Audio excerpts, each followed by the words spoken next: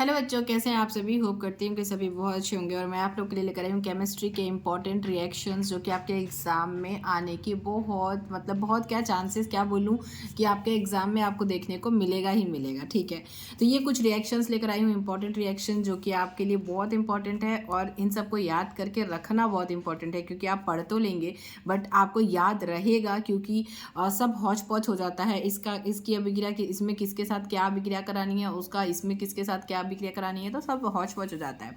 तो चलिए हम वन बाय वन ये सारे इंपॉर्टेंट रिएक्शंस चेक कर लेंगे, देख लेंगे कि इसको किस तरीके से आपको याद रखना है।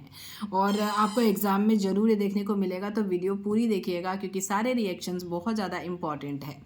तो चलिए सबसे पहला इंपॉर्टेंट रिएक्शन है वुड्स अभिक्रिया। वुड्स अभिक्रिया क्या होती है, तो वुड्स अभिक्रिया जो है वो बहुत ज़्यादा इंपॉर्टेंट है। वुड्स अभिक्रिया देख लेते हैं सबसे पहले कि वुड्स अभिक्रिया में क्या होता है कि एल्कील हैलाइड के दो अणु को शुष्क ईथर की उपस्थिति में सोडियम धातु के साथ गर्म क्रिया कराया जाता है तो एल्केन प्राप्त होता है। तो सबसे पहले क्या करेंगे हम कि वुड्स अभिक्रिया में क्या प्राप्त होता है, हमें एल्केन प्राप्त होता है। क्या प्राप्त होता है, एल्केन। और उस एल्केन को प्राप्त करने के लिए वुड्स अभिक्रिया में हम करवाते हैं दो एल्किल हैलाइड के अणु, जो एल्किल हैलाइड के जो दो अणु हैं उनको शुष्क ईथर की उपस्थिति में सोडियम के साथ क्रिया कराते हैं। एल्किल हैलाइड को सोडियम के साथ क्रिया कराते हैं, किसकी उपस्थिति में, शुष्क ईथर की उपस्थिति में। तो हमें क्या प्राप्त होता है, एल्केन। तो वुड्स अभिक्रिया CH3Cl प्लस Na, तो क्या बनता है CH3Cl। और की अभिक्रिया जो है ये, क्योंकि दो अणु हमको चाहिए, ठीक है। क्या देखो, एल्किल हैलाइड के हमें क्या चाहिए, दो अणु CH3Cl और CH3Cl। और इसकी अभिक्रिया हमें सोडियम के साथ करानी है शुष्क ईथर की उपस्थिति में। तो हमारा क्या बनता है, ये CH3 एक साथ हो जाएंगे और ये जो Na है वो Cl के साथ मिलके अलग हो जाएगा, तो ये NaCl हो जाएगा। तो हमें क्या प्राप्त हुआ, एथेन प्राप्त हुआ। तो इस तरीके से वुड्स अभिक्रिया कंप्लीट हो गई। सेकेंड हमारा इंपॉर्टेंट अभिक्रिया क्या दिखाया है, सेकेंड हमारा इंपॉर्टेंट अभिक्रिया है,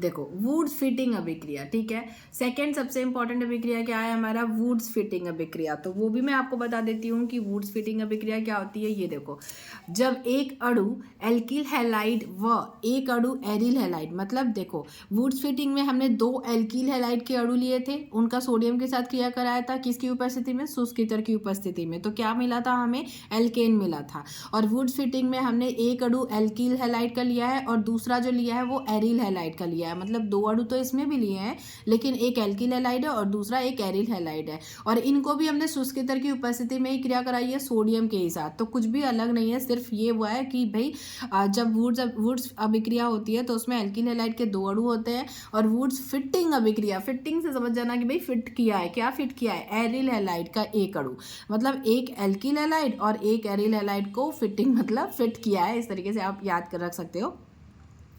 दो अणु तो लिए ही हैं बट दोनों अलग अलग हैं, ठीक है। फिर इनकी शुष्क ईथर की उपस्थिति में किससे अभिक्रिया कराई है, इसमें भी सोडियम धातु के साथ अभिक्रिया कराई, तो बहुत ज़्यादा डिफरेंस नहीं है। तो क्या बनता है, एल्किल एरिल, क्योंकि एक एल्किल है एक एरिल है तो इसलिए हमारा बनता है एल्किल एरिल, टालुइन, ठीक है, जिसे क्या कहते हैं, टालुइन, तो प्राप्त होता है। और इस अभिक्रिया को वुड्स फिटिंग अभिक्रिया कहते हैं। तो ये देख लो, इस तरीके का रिएक्शन हमारा बनता है हेलो एरिन। तो ये हेलो एरिन है, ठीक है, मतलब क्लोरोबेंजीन मान लो, ये बेंजीन का स्ट्रक्चर है, ये क्लोरीन है, तो इसमें हम क्या बोलते हैं, क्लोरोबेंजीन है। और एक क्या है, CH3Cl, हेलो एल्केन, ठीक है। तो एक एल्किल हैलाइड और एक एरिल हैलाइड ले लिया, दो अणु, और दोनों को सोडियम के साथ क्रिया कराया शुष्क ईथर की उपस्थिति में। तो यहाँ पे क्या हमारा बन गया, CH3 जो है वो आके यहाँ पे Cl को रिप्लेस करके यहाँ जुड़ जाएगा, और ये जो Cl है वो यहाँ आ जाएगा Na के साथ, और ये वाला Cl भी Na के साथ आ जाएगा, तो 2NaCl हो गया, और ये टालोइन हमारा बन जाएगा। तो इस तरीके से हमारा वुड्स फिटिंग अभिक्रिया भी कंप्लीट हो गया। नेक्स्ट हमारा क्या है, फ्रीडल क्राफ्ट अभिक्रिया। फ्रीडल क्राफ्ट अभिक्रिया क्या होती है, तो वो भी मैं आपको बता देती हूँ कि फ्रीडल क्राफ्ट अभिक्रिया क्या होती है। नेक्स्ट हमारा क्या है, फ्रीडल क्राफ्ट अभिक्रिया। तो फ्रीडल क्राफ्ट अभिक्रिया में क्या होता है, निर्जल एल्यूमिनियम क्लोराइड, ये बिल्कुल अलग है। वुड्स फिटिंग और वुड्स अभिक्रिया दोनों थोड़े एक जैसे हैं, लेकिन फ्रीडल क्राफ्ट एकदम अलग है। तो आप वुड्स फिटिंग और वुड्स अभिक्रिया को एक साथ याद करो, भाई इन दोनों का ऐसा ऐसा है, ठीक है, कि दो एल्किल हैलाइड के अणु होते हैं वुड्स अभिक्रिया में, और वुड्स फिटिंग में एक एरिल का मतलब एक अणु होता है। तो दोनों अणुओं पर, लेकिन ये है कि हाँ, दो अणुओं की क्रिया किससे कराते हैं, सोडियम से कराते हैं, जाते हैं शुष्क ईंधन की उपस्थिति में, ये ध्यान रखना है बस। नेक्स्ट हमारा ये जो फ्रीडल क्राफ्ट अभिक्रिया है, इसमें निर्जल एल्यूमिनियम क्लोराइड की उपस्थिति में बेंजीन की क्रिया एल्किल हैलाइड, इसमें भी एल्किल हैलाइड से क्रिया कराई गई है, ठीक है, किसकी, बेंजीन की।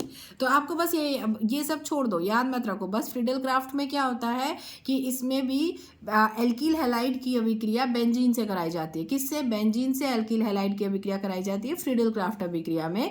तो फ्रीडल क्राफ्ट से याद रखो यार कि हाँ, इसमें क्या होता है, बेंजीन और एल्किल हैलाइड की अभिक्रिया कराते हैं हम, तो फिर क्या बनता है, टॉलुइन बन जाता है। वापस से यहाँ पे CH3 जो है वो H को रिप्लेस कर देता है, HCl बन के ये बाहर निकल जाएगा और CH3 यहाँ जुड़ जाएगा और ये टॉलुइन बन जाएगा, ठीक है। और इसकी किसकी उपस्थिति में, निर्जल AlCl3 की उपस्थिति में ये अभिक्रिया होती है। तो ये हमारा क्या हो गया, फ्रीडल क्राफ्ट अभिक्रिया हो गया, जो कि मतलब बहुत ज़्यादा टफ नहीं है। नेक्स्ट हमारा क्या है, विलियमसन संश्लेषण।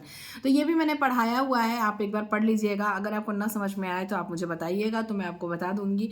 फिर हमारा रीमर टीमन अभिक्रिया, ये बहुत बहुत ज़्यादा इंपॉर्टेंट है, तो ये मैं आपको बता देती हूँ, ठीक है। क्योंकि ये ऐसे भी पूछता है आपको कई बार अलग से भी, तो मैं आपको बता देती हूँ कि ये भी बहुत ज़्यादा आसान है। क्योंकि जब फिनॉल में क्लोरोफॉर्म मिलाकर NaOH के साथ गर्म करते हैं, किस में, देखो, जब फिनॉल और क्लोरोफॉर्म और NaOH तीनों को एक साथ गर्म किया जाता है, क्या किया जाता है, गर्म किया जाता है, तो हमारा क्या बनता है, सैलिसिल एल्डिहाइड। राइमर टीमन अभिक्रिया में सैलिसिल एल्डिहाइड प्राप्त होता है, ठीक है। लेकिन उसके लिए हमें 3 चीज़ को एक साथ गर्म करना है, किसे, फिनॉल, क्लोरोफॉर्म और NaOH मतलब सोडियम हाइड्रोक्साइड। तो ये तीनों को साथ में हमने गर्म किया, ठीक है। तो यहाँ पे क्या बन गया, ये यहाँ पे CHO यहाँ जुड़ जाएगा, ठीक है, CH, और ये यहाँ का O आके यहाँ जुड़ जाएगा और क्या बन जाएगा, 3NaCl यहाँ पे निकल जाएगा, प्लस 2H2 निकल जाएगा और ये हमारा बन जाएगा सैलिसिल एल्डिहाइड। तो ये हो गया राइमर टीमन, रीमर टीमन अभिक्रिया या राइमर टीमन, जो भी आप बोल लो, ये अभिक्रिया, ये भी बहुत ज़्यादा इंपॉर्टेंट है। नेक्स्ट हमारा आता है कौन सा अभिक्रिया, कोल्बे स्मिट अभिक्रिया। कोल्बे स्मिट अभिक्रिया भी बहुत इंपॉर्टेंट है और ये मैंने पढ़ाया भी है, तो इसका मैं लिंक आपको दे दूंगी डिस्क्रिप्शन बॉक्स में। ना समझ में आए तो आप मुझे बता दीजिएगा, मैं आपको समझा दूंगी। कैनिज़ारो अभिक्रिया भी बहुत इंपॉर्टेंट है, ये भी आपको एग्जाम में देखने को मिल जाएगा। और क्योंकि बार बार पूछा जाता है, कभी कभी क्या होता है कि नाम आपको नहीं मिलेगा, आपको रिएक्शन इसके साथ अभिक्रिया कराई जाती है, तो ये बनता है ये कौन सी अभिक्रिया, इस तरीके से भी पूछा जा सकता है।